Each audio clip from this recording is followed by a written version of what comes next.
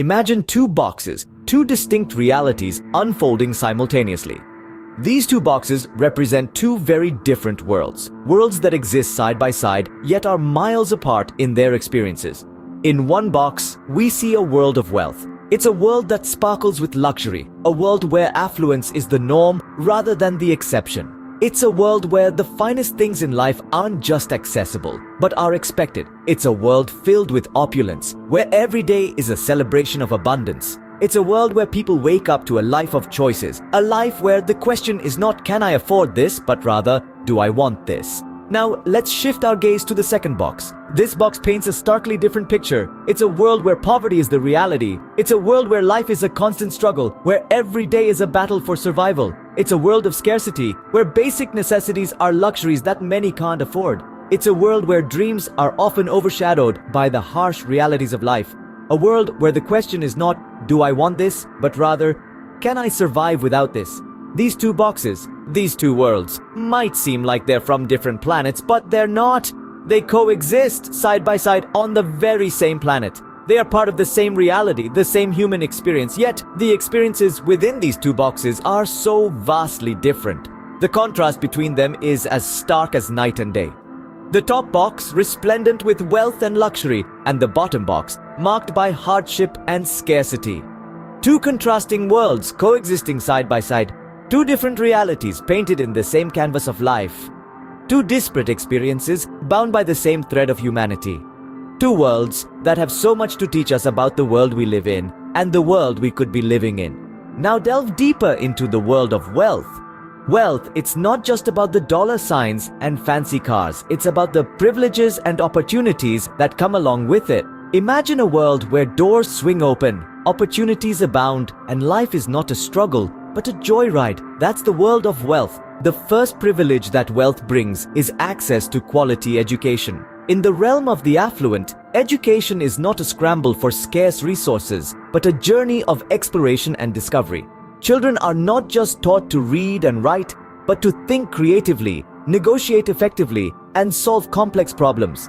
They attend the best schools, have access to the best teachers and resources, and are exposed to a wide array of extracurricular activities. Next comes healthcare. The wealthy not only have the means to afford the best medical care, but they also have the luxury of preventative care. Regular checkups, access to the top specialists, and the ability to afford any necessary treatment. These are the norms in the world of wealth. The rich have the luxury to focus on wellness and longevity, rather than just survival. Wealth also brings along better living conditions. The wealthy live in spacious homes in safe neighborhoods with clean air and ample green spaces. They have the means to afford nutritious food, clean water, and a healthy environment. They have the time and resources to pursue hobbies, travel, and experience the finer things in life. And let's not forget the comfort wealth provides. The wealthy can afford to take risks, to fail, and then rise again. They have the financial cushion to weather life's storms without worry. They have the freedom to make choices based on what they want rather than what they need.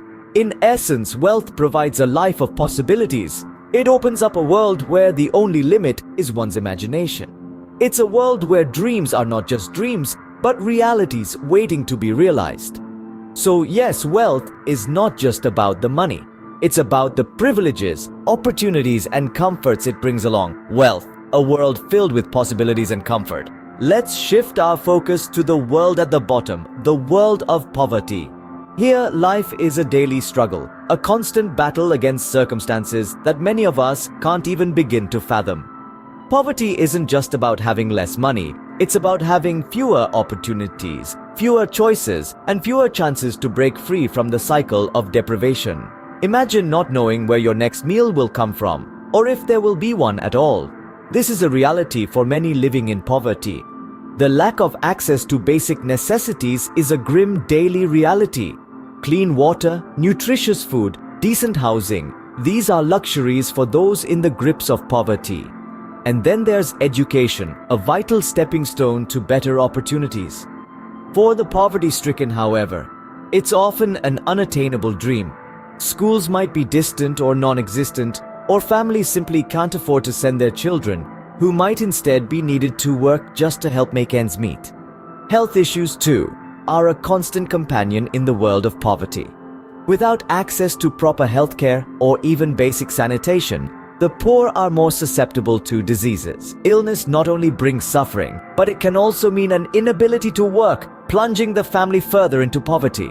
Yet, amidst these harsh realities, there's a resilience that's nothing short of inspiring. Every day, millions of people living in poverty rise, ready to face the world and their circumstances head-on, fighting for survival, for a better life for themselves and their children. But let's be clear, poverty is not a choice. It is a systemic issue that requires collective action, understanding, and empathy. It's a world where the odds are stacked against you, where the struggle for survival is a constant and opportunities are limited. Poverty, a world of constant struggle and limited opportunities. Yet it's a world that is teeming with potential and resilience. A world that desperately needs our attention, understanding, and action. What happens when these two worlds collide? Wealth inequality isn't just about numbers on a page or the size of a bank account. It's about the way it shapes our society, our relationships with each other, and our perspectives on life. When the wealth gap widens, the social fabric begins to fray, and the world we live in becomes increasingly divided. Imagine a society where the wealthy live in a world of opulence and abundance, while the less fortunate struggle to meet basic needs. This isn't a scene from a dystopian novel. This is the reality for many around the globe. This disparity in wealth breeds resentment, as those with less begin to feel overlooked and undervalued. And resentment can quickly pave the way to social unrest. Historically, societies with a high degree of wealth inequality have experienced more social problems, including higher crime rates, lower educational attainment, and poorer health outcomes. When the rich get richer and the poor get poorer, the tension can reach a boiling point, leading to civil unrest, protest, and in some cases even revolution. But the impact of wealth inequality goes beyond the social sphere. It also affects the economy. A widening wealth gap means that the middle class is shrinking, leading to less consumer spending and slower economic growth. Moreover, those with fewer resources have fewer opportunities to invest in education or start a business, stifling innovation and entrepreneurship. Wealth inequality can also lead to political instability. When wealth is concentrated in the hands of a few, those few have undue influence over political decisions, leading to policies that further favor the wealthy, perpetuating the cycle of inequality. So what happens when these two worlds collide? The result is a society that is divided, unstable, and unsustainable. Wealth inequality isn't just about the haves and the have-nots. It's about the health and future of our society. Wealth inequality, a ticking time bomb. Is there a way to bridge this gap? The answer is a resounding yes. Here, we delve into the potential solutions to wealth inequality. Solutions that are within our reach if we decide to extend our hands and minds to them. Firstly, consider a progressive tax system. Imagine a setup where the wealthy are taxed a greater percentage of their income compared to those in lower income brackets. This isn't about punishing success. Rather, it's about ensuring everyone contributes their fair share towards the common good. It's about acknowledging that those who have benefited most from our economic system have a responsibility to give back in a proportionate manner. But addressing wealth inequality isn't just about redistributing resources, it's about creating opportunities. And one of the best ways to do this is through education. Quality education, accessible to all, regardless of their financial standing, can be a powerful equalizer. It equips individuals with the skills and knowledge they need to rise above their circumstances and create better futures for themselves. Yet, it's not just formal education we're talking about. We also need to foster a culture of lifelong learning, where people are encouraged to continually acquire new skills and knowledge throughout their lives. This can help them adapt to the ever-changing demands of the job market and increase their earning potential. Finally, we must strive to create more opportunities for the less privileged. This could mean implementing policies that promote job creation, particularly in sectors where the poor are most likely to find employment. It could also mean providing financial support for small businesses and startups, which are often a vital source of jobs and income for local communities. In conclusion, while the gap between the rich and the poor might seem vast, it is not insurmountable. With the right policies and initiatives, we can begin to bridge this divide. We can create a world where everyone has a fair shot at success, regardless of their starting point. Change is possible. It starts with us. Let's take up the challenge and become catalysts for a more equitable world. So, what have we learned today?